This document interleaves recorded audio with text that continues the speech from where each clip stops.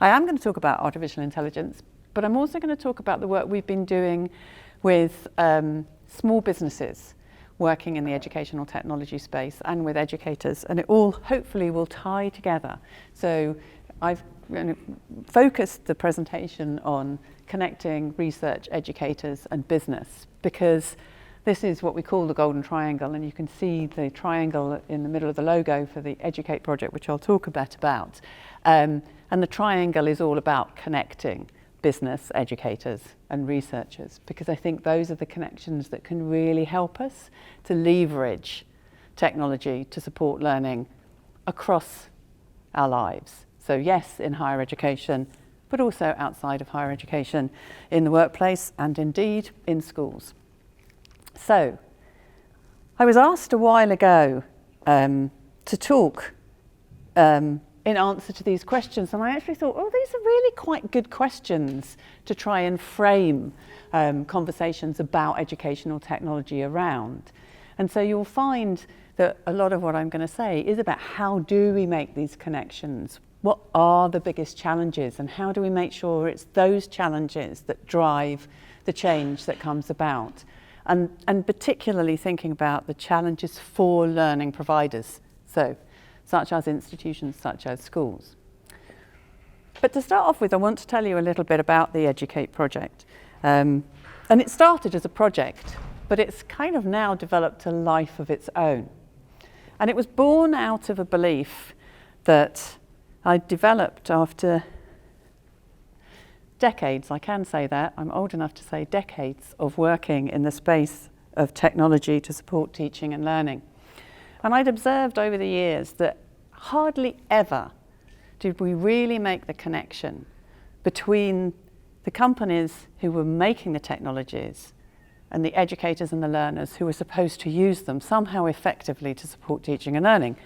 And despite the fact that in the UK we had world-leading research in education, and particularly in educational technologies, the connection to that community wasn't made either.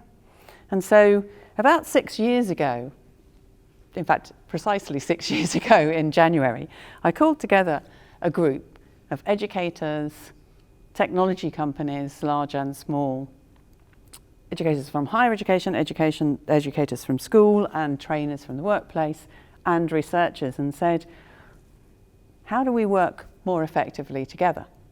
Because it seems crazy, and the people from the tech businesses were saying, yeah, it's nuts. The UK's got world-leading university research, but we don't really know who to talk to. And the people in university was going, we don't know who to talk to in the companies. And the educators were going, well, we don't know how to connect to you guys. And we thought, yeah, there's a big hole here.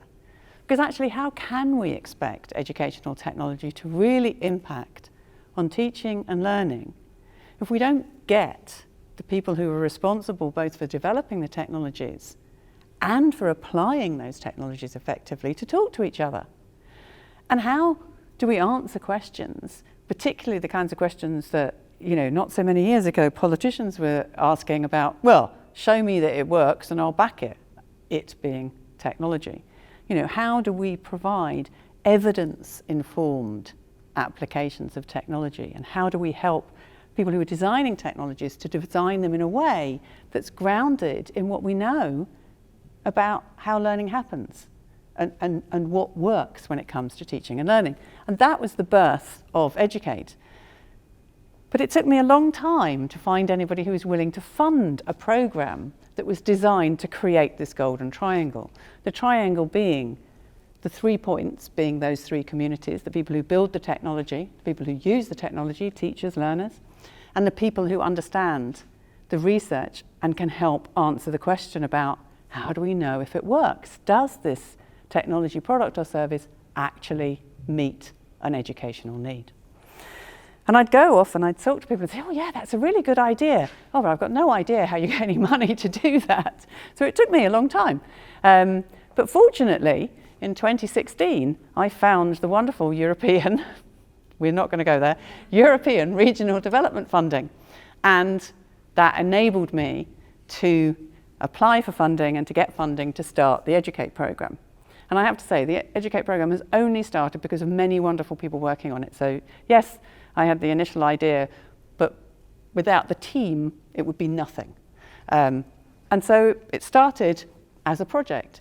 In 2017, 1st of January, we sat down and said, okay, we need to support 256 small companies over the next 3 years to help them develop better technology for use in education, to connect them to educators, and to use ourselves as the link. How do we do this? It hadn't been done before. And so that's where we started. And it's been an interesting journey. And we've now worked with 250, and we will, by the end of December, when we have to give our figures in, have worked with the 256. That was the precise number that we're required to work with. Small companies. We take them in cohorts, and we take them through a program, which I'll describe. And the whole point is to get, at an early stage of development, entrepreneurs who are building technologies to be used in education and training to think from the first moment, what's the educational need and how do I demonstrate that I'm actually achieving something to address this educational need. So that's the fundamental thing that we do. We took our first cohort on the 7th of June 2017, and since then, as I say, we've taken in cohorts of about 30 entrepreneurs, and we take them through a program.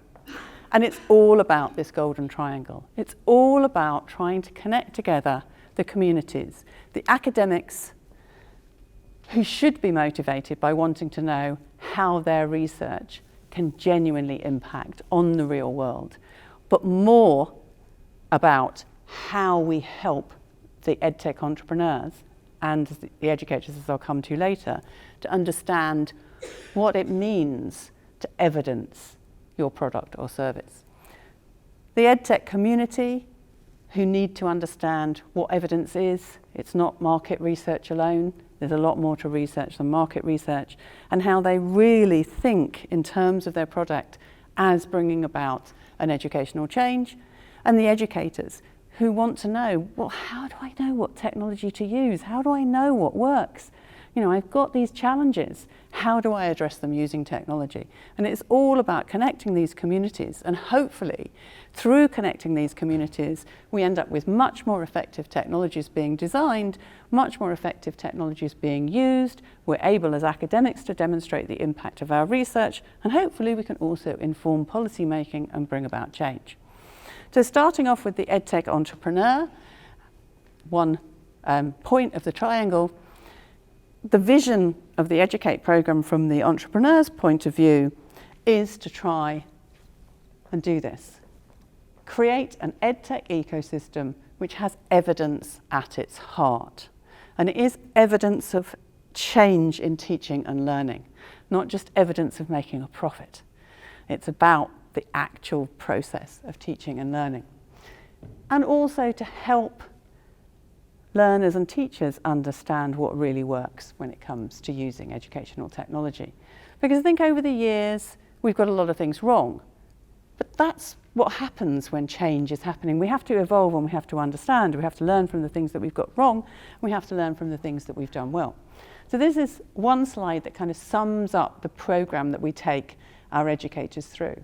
They have serious research methods training, basically. We get them in. We have a blended program which is done through a mix of online and face-to-face, and a face-to-face program which is the one most of the entrepreneurs come on, and they come in and they do research methods training. And they're quite shocked when they first arrive because it's quite hardcore and it's quite demanding, but they've all engaged with it. And we ask them to identify a theory of change for their product or service. What's the educational change that they want to happen because of what their technology product or service does? And we get them to develop a logic model that takes us through the steps where they might generate evidence about their product. And we give them awards. We have 2 EdWards, as we call them, educational awards. The first one, which says they've not just come on the program, but they genuinely engaged with it. They are aware of what it means to understand research evidence and to be evidence informed. And the second one is evidence applied, and that's demonstrating that they're actually applying their learning within their company. And we have Edwards ceremonies, and we present them with Edwards, and everybody seems very proud. They actually get a physical Edward, as well as a digital Edward that they can put on their websites, and that's been very successful. And so we take them through the types of evidence. We take them through, it's really research methods. We take them through anecdotal evidence. We take them through descriptive evidence. We take them through what the difference is between correlation and causation, because most of our entrepreneurs arrive saying, I want to show that my product X is better than either no product X or product Y. That's generally where we are. You know, I want to demonstrate mine's better. And you know, okay, what exactly does that mean? You know, and we start trying to unpack it and looking at the different ways, the different tools that we have at our disposal. And we get them to engage with what it is to have a theory of change, about how what they're trying to do is actually trying to bring about a change in the learners, or a change in the teachers or the trainers. We think about the current situation that they're trying to operate in, and get them to try and think about the context that their product or service is entering into, and realize that actually there are lots of factors, you know, working in a university, students you're teaching. The same product or service is not going to work the same for every group of students, because there are different challenges in different communities and different contexts. And we get them to try and understand this and think about how they bring about change.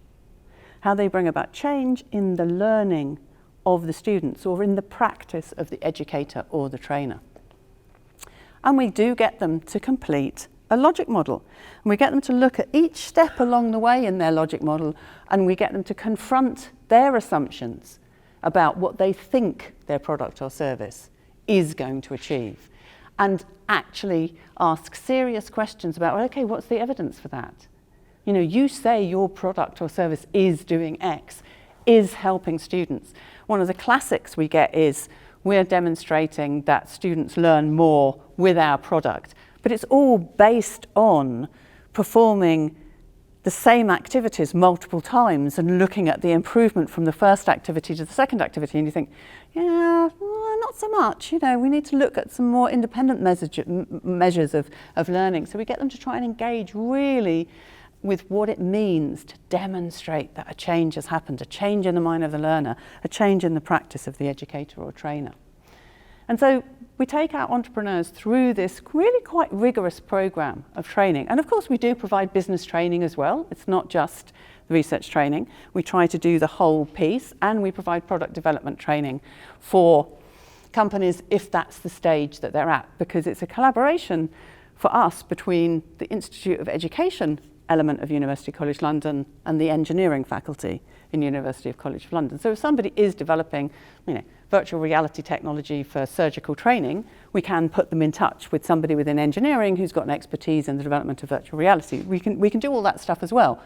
But the core of what we do that's different to all of the other educational technology incubators that are out there across the world is this research piece. We are the only accelerator, incubator that actually trains entrepreneurs in research methods and gets them to understand what it means to demonstrate that your product or service works, so to speak. And it's interesting to see the huge variety in the companies that we've worked with. So we've worked with 250, and they are at all stages. We can work with companies through our current funding stream of anything up to 250 employees. So we've worked with some quite large companies like Busu's, the language learning application, and we work with one-person entrepreneurs who are just starting up. We work across education and training really broadly. So about 60% of our entrepreneurs have worked or work in formal education, so school, college, university, but that means the other 40% are working out there in the workplace or preschool. And it can be anything from a talking feeding spoon for a baby to really advanced virtual reality training for a particular surgical procedure.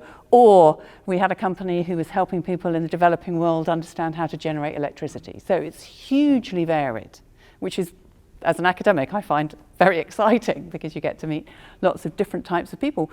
But all of the people who've been successful on our program really care about demonstrating that they are doing something meaningful when it comes to education and training.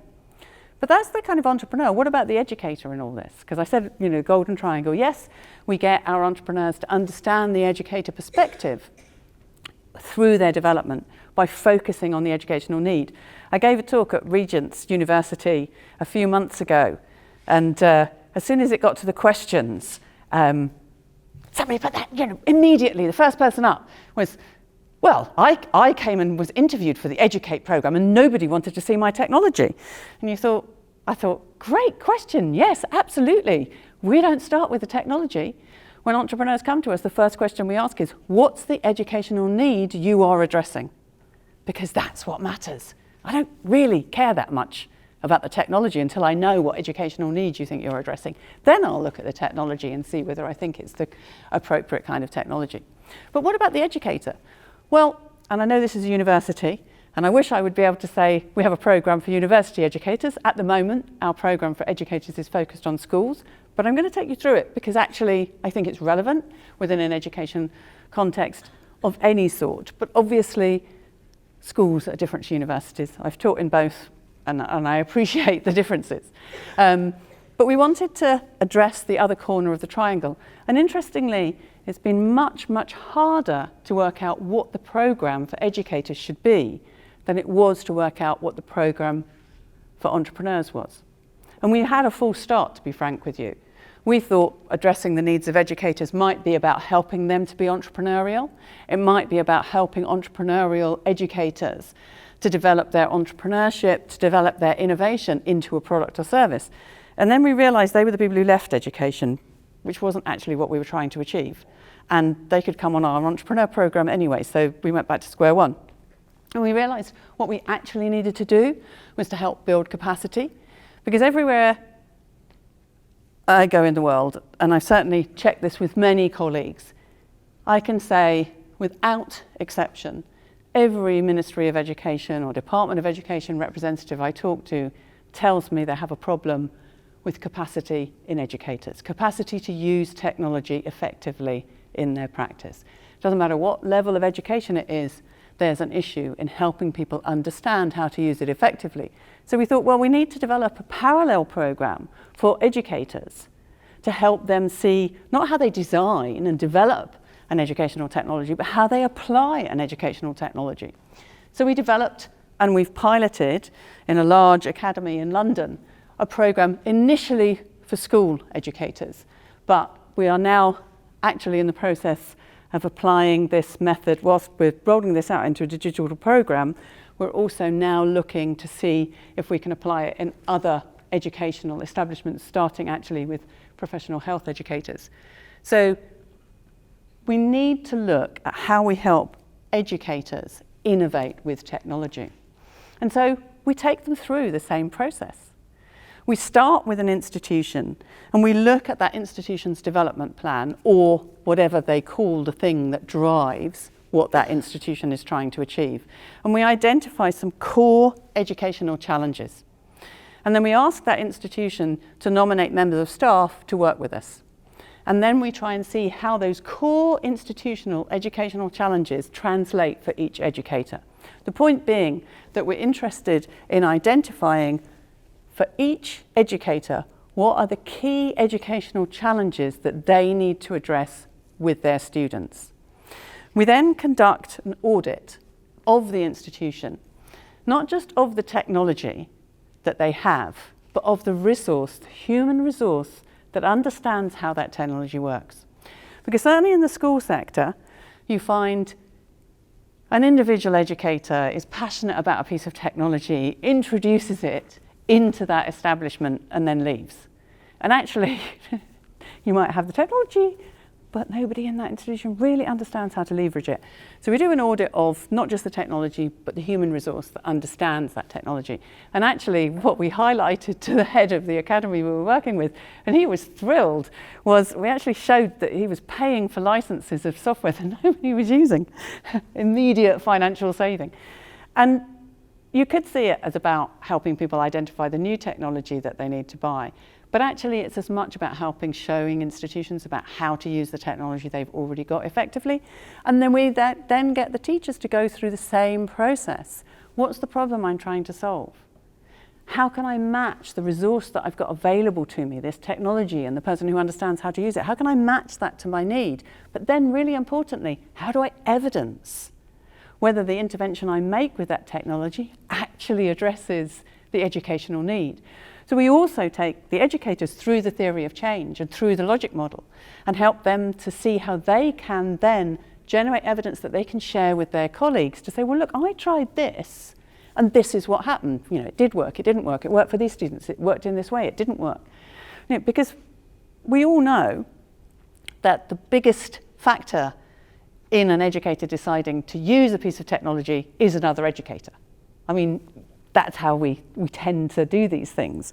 And so actually having educators sharing with educators is a very powerful way to help drive more evidence-informed use and application of technology.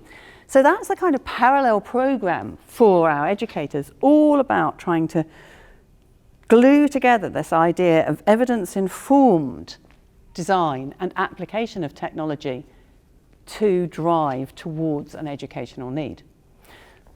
But at the start, we talked about artificial intelligence. So I do want to say something particular about AI and then come back to how it relates to our Educate methodology, remembering that golden triangle. So I was really struck last Monday. I gave a talk at a conference organised by Barclays Bank. Now, investment in educational technology has been quite limited in the UK of late. Big tech companies have done quite well, but there's been some interesting struggles financially. So I was fascinated that Barclays had decided to use their flagship conference to promote to their customers opportunities to invest in educational technology. I think that's really interesting for where educational technology might be going to go.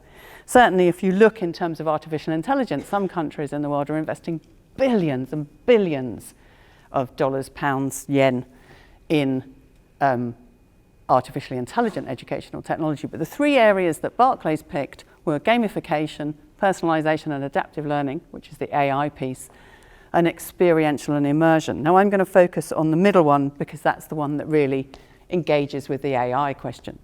So when I talk about artificial intelligence, I am talking very, very broadly about technology doing things that we would consider intelligent if a human was doing them. And that's a very, very broad definition. I'm standing in a computer science department, and I'm sure there are many colleagues here who would want to question and say, no, there's a much more, specific definition of AI than that, but this is fine for our purposes. And I want to draw the distinction between the kind of AI that when I was lucky enough to study at Sussex, when it was the wonderful interdisciplinary institute, and I studied in cognitive and computing sciences, I studied artificial intelligence. It was at this time. IBM had just built Deep Blue, the computer chess playing program that beat Garry Kasparov. And there was huge celebration. Hey, intelligent people play chess. We've built a computer that can play chess. Therefore, we have built intelligence. And then people realized that being able to see was so much harder than playing chess. And yet we take it for granted. And I think there's a really big lesson in there about how we have done really smart things with AI, but it's still very limited. It's still nothing like as intelligent as we are as humans. But that was then. And then this happened in 2016. DeepMind built AlphaGo, and AlphaGo beat Lee Sedol at the game of Go. And I love this picture of Lee Sedol. I'm sure he's thinking, no, I'm just about to be beaten by a piece of technology. How can this be happening at that moment? And yes, he was. And the difference between those two systems, both play games, is really that the second leverages this, the perfect storm that we now face, and the reason why AI is having such an impact in the world and why it is and will have an increasing impact in education.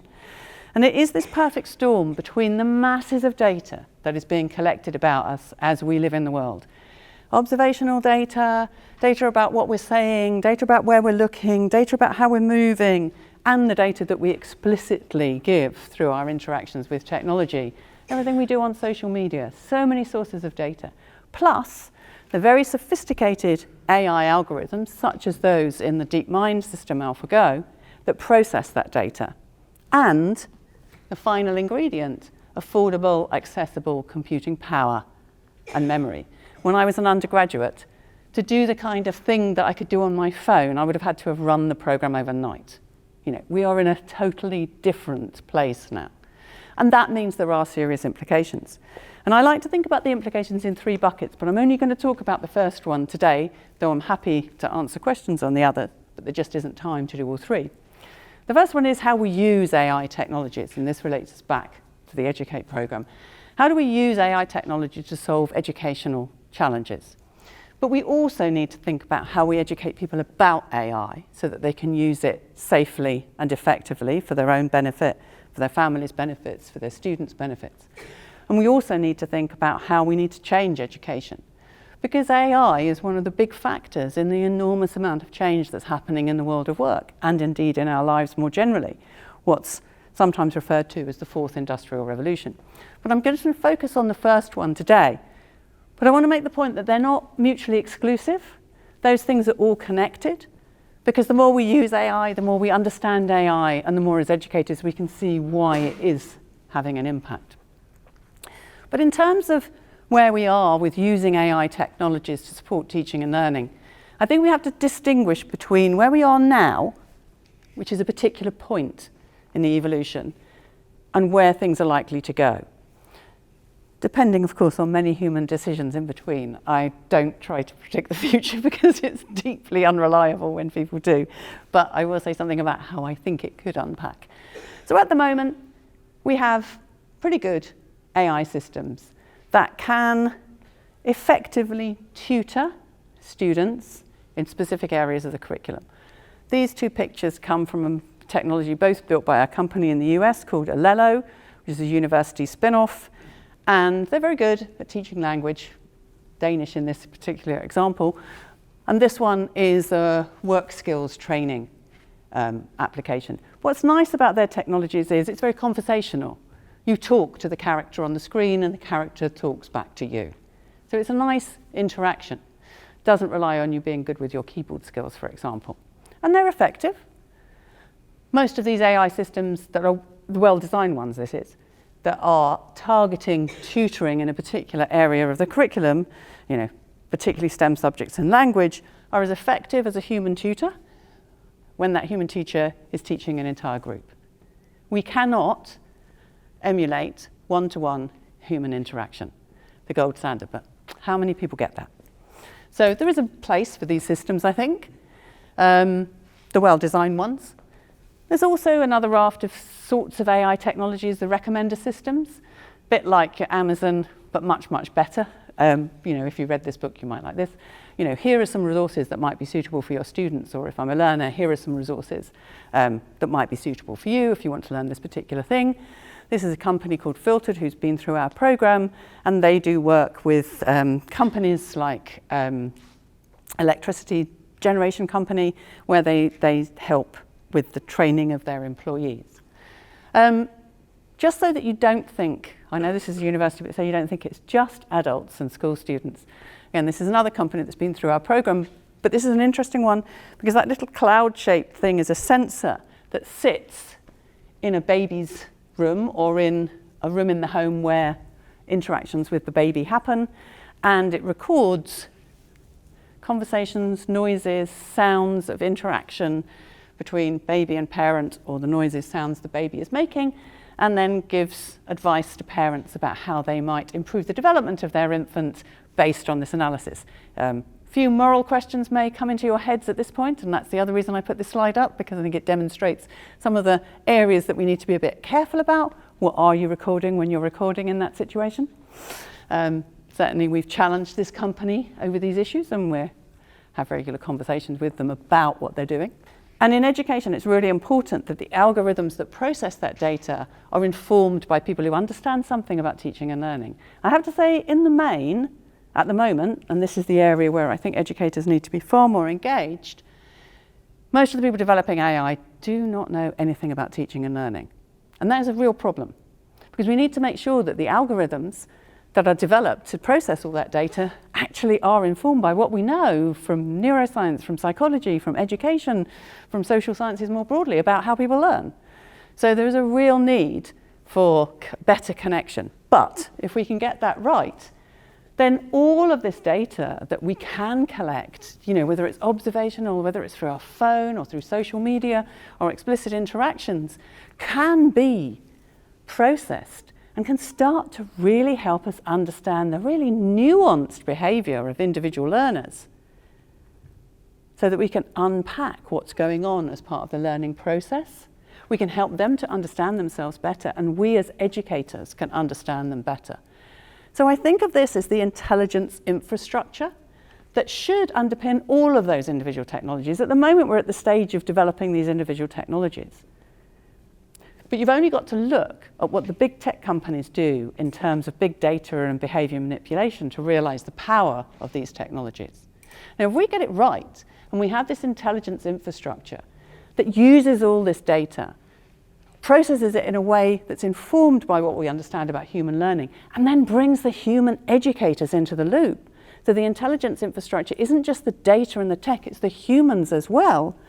Then that's the thing that can power all of these interactions, both the ones we have with our technologies and the ones that we have in our human conversations, or even when we're learning on our own, because we understand more about ourselves, we understand more about our learners because of what we can learn from the data. And it's not just for able-bodied.